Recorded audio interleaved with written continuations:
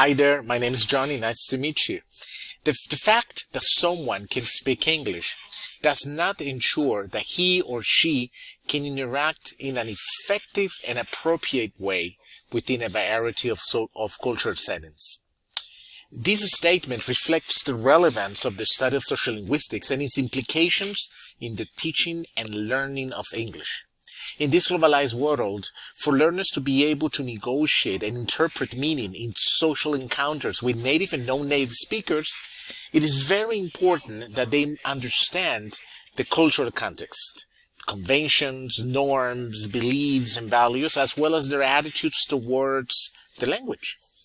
ELS learners should develop intercultural competence, communication skills such as empathy, cultural openness, sensitivity, curiosity, and obviously acquire cultural knowledge in order to effectively interpret, produce text, and interact with native and non-native speakers in a variety of local and global cultural settings.